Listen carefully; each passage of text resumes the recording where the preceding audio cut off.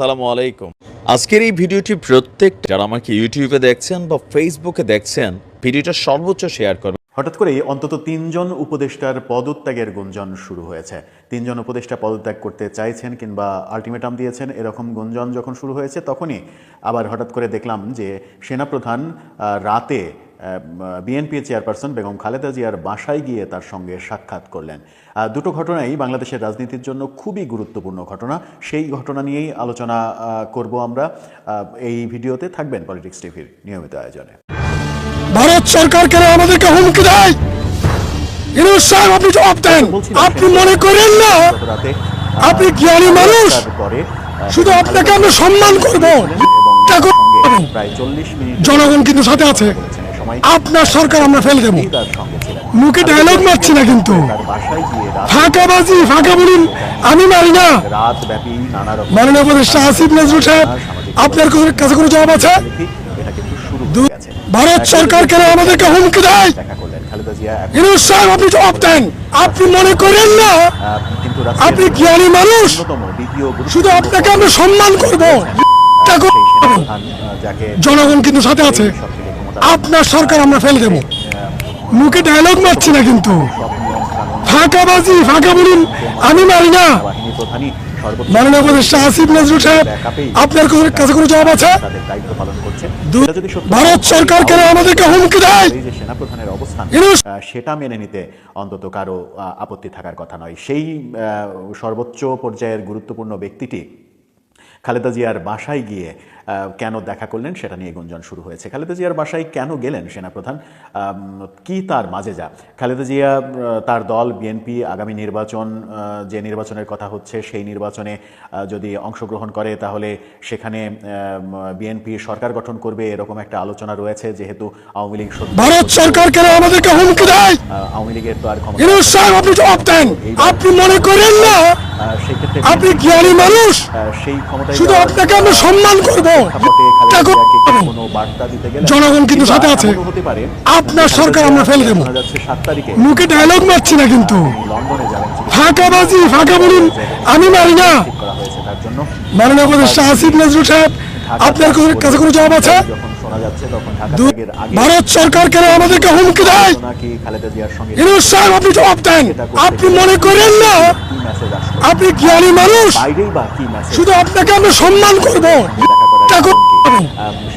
জনগণ কিন্তু সাথে আছে। আপনার সরকার আমরা ফেলে দেব। মুখে ডায়লগ মারছি না, কিন্তু ফাঁকাবাজি ফাঁকা বলুন আমি মারি না। মাননীয় উপদেষ্টা আসিফ নজরুল সাহেব, আপনার কাছে কোনো জবাব আছে? ভারত সরকার কেন আমাদেরকে হুমকি দেয়? বর্তমান সেনাপ্রধান ওয়াকারুজ্জামান তিনি প্রথম আলোতে সাক্ষাৎকার দিয়েছেন। সেই সাক্ষাৎকারে যা কিছু বলেছেন সেটা নিয়ে ব্যাপক আলোচনা হয়েছে। নির্বাচনের কথা বলেছেন, রাজনৈতিক সরকারের প্রয়োজনীয়তার কথা বলেছেন, সেনাবাহিনী ক্ষমতায় হস্তক্ষেপ করবে না এমন কথা বলেছেন। এর পরদিনই দেখা গেল যে গত রাতে তিনি খালেদা জিয়ার বাসায় গেলেন তার সঙ্গে দেখা করতে। খালেদা জিয়ার বাসায় যাওয়াটা কি সেনাবাহিনী প্রধানের একটা সিগন্যাল কিনা? আগামী নির্বাচনকে কেন্দ্র করে যে ধোঁয়াশার সৃষ্টি হয়েছে, সরকার ভারত সরকার কেন আমাদেরকে হুমকি দেয়? সেই দূরত্ব। ইউনূস সাহেব, আপনি জবাব দেন। আপনি মনে করেন না আপনি জ্ঞানী মানুষ, শুধু আপনাকে আমরা সম্মান করব। সর্বশেষ যে জনগণ কিন্তু সাথে আছে। আপনার সরকার আমরা ফেলে দেব। সেই ঘটনা মুখে ডায়লগ মারছি না, কিন্তু আরো বেড়েছে। ফাঁকাবাজি ফাঁকা বলুন আমি মারি না। ছাত্র আন্দোলন, মাননীয় উপদেষ্টা আসিফ নজরুল সাহেব, আপনার কাছে কোনো জবাব আছে? এক ধরনের আশ্বাস দেওয়ার ভারত সরকার কেন আমাদেরকে হুমকি দেয়? নির্বাচন যথাসময়ে। ইউনূস সাহেব, আপনি জবাব দেন। আপনি মনে করেন না আপনি জ্ঞানী মানুষ, শুধু আপনাকে আমরা সম্মান করব। জনগণ কিন্তু সাথে আছে। আপনার সরকার আমরা ফেলে দেব। মুখে ডায়লগ মারছি না, কিন্তু ফাঁকাবাজি ফাঁকা বলুন আমি মারি না। সেনাপ্রধান খালেদা জিয়ার সঙ্গে মাননীয় উপদেষ্টা আসিফ নজরুল সাহেব, আপনার কাছে কোনো জবাব আছে? আসলো যে ভারত সরকার কেন আমাদেরকে হুমকি দেয়? বলছেন যে ইউনূস শেখ হাসিনাকে সেনা প্রধান কিংবা সেনাবাহিনী ভারতে পাঠিয়েছে, ভারত নিয়ে যায়নি। সেনাবাহিনীকে নিয়ে অনেক কথা বলেছেন, সেই সেনাপ্রধান খালেদা জিয়ার সঙ্গে কথা বললেন।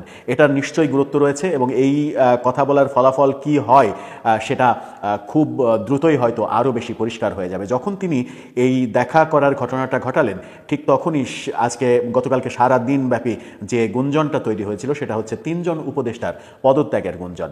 প্রোক্লেমেশন ভারত সরকার কেন আমাদেরকে হুমকি দেয়? জুলাই বিপ্লবের ঘোষণাপত্র ইউনূস সাহেব, আপনি জবাব দেন। আপনি মনে করেন না যে 31 তারিখে আপনি জ্ঞানী মানুষ? সরকার দায়িত্ব নিল, শুধু আপনাকে আমরা সম্মান করব। সরকারের মধ্যেই জনগণ কিন্তু সাথে আছে। ছাত্র আপনার সরকার আমরা ফেলে দেব। এমন গুঞ্জন মুখে ডায়লগ মারছি না কিন্তু। ছাত্র উপদেষ্টা ফাঁকাবাজি, ফাঁকা বলুন, আমি মারি না।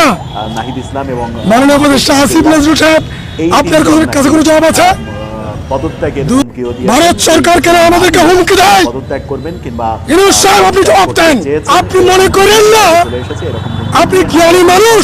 তৈরি হওয়া শুরু হয়েছে। শুধু আপনাকে আমরা সম্মান করব। ছড়িয়ে তা পড়েছে। করব। এই যে জুলাই জনগণ কিন্তু সাথে আছে। যেটা আপনার সরকার আমরা ফেলে দেব। মুখে ডায়লগ মারছি না কিন্তু। 72 সংবিধানকে ছুঁড়ে ফাঁকাবাজি, ফাঁকা বলুন, আমি মারি না। রাজনৈতিক দল ছাড়া কোনো মাননীয় উপদেষ্টা আসিফ নজরুল সাহেব, আপনার কাছে কোনো জবাব আছে? 72 সংবিধানকে ছুঁড়ে ফেলতে ভারত সরকার কেন আমাদেরকে হুমকি দেয়? ছাত্র আন্দোলনের সঙ্গে এই ছাত্র উপদেষ্টারা এক ধরনের গোঁ ধরেছে যে এই ঘোষণাপত্র দিতেই হবে সরকারকে। সেই গোঁ ধরার মাঝেই তারা পদত্যাগের হুমকি দিয়েছে, এরকমটা বাইরে শোনা যাচ্ছে। তারা পদত্যাগ করলে সরকারের কি খুব বড় ক্ষতি হয়ে যাবে নাকি সরকার বিপদে পড়ে যাবে? সরকার ছাত্রদের দ্বারা অধিষ্ঠিত, এরকম কথা ডক্টর ইউনূস বারবার বলেছিলেন যে ছাত্ররাই তাদের চাকরিটা দিয়েছে। সেই কারণেই কি এক ধরনের ভয় উপদেষ্টাদের মধ্যে যে তাদের চাকরি চলে যাবে, সেই ভয় থেকে এই পদত্যাগের হুমকিতে তারা জুলাইয়ের ঘোষণাপত্র দিয়েই দিবে, সেরকম ঘটনা কি ঘটাতে পারে? ভারত সরকার কেন আমাদেরকে হুমকি দেয়? দেশের প্রায় সব রাজনৈতিক ইউনূস সাহেব, আপনি জবাব দেন। আপনি মনে করেন না পারবে না, কারণ আপনি জ্ঞানী মানুষ? ইসলাম ছাড়া কোনো শুধু আপনাকে আমরা সম্মান করব। জামাত তা করব। ইসলামকে সঙ্গে করে জামাত ইসলাম জনগণ কিন্তু সাথে আছে। বন্ধু আপনার সরকার আমরা ফেলে দেব। অন্যান্য দলের সঙ্গে মুখে ডায়লগ মারছি না কিন্তু। উপদেষ্টারা এবং ছাত্র ফাঁকাবাজি, ফাঁকা বলুন, আমি মারি না। বেশি বলে মাননীয় উপদেষ্টা আসিফ নজরুল সাহেব, আপনার কাছে কোনো জবাব আছে? দেখা করার সঙ্গে এই যে উপদেষ্টাদের ভারত সরকার কেন আমাদেরকে হুমকি দেয়? এটার কি কোনো ইউনূস সাহেব, আপনি জবাব দেন। আপনি মনে করেন না করার সঙ্গে আপনি জ্ঞানী মানুষ? সরকারের শুধু আপনাকে আমরা সম্মান করব। কি কোনো তা চেষ্টা করা হলো করব। নাকি জনগণ কিন্তু সাথে আছে। আপনার সরকার আমরা ফেলে দেব। আগে তার সঙ্গে মুখে ডায়লগ মারছি না কিন্তু। আপনার মতামত জানিয়ে ফাঁকাবাজি, ফাঁকা বলুন,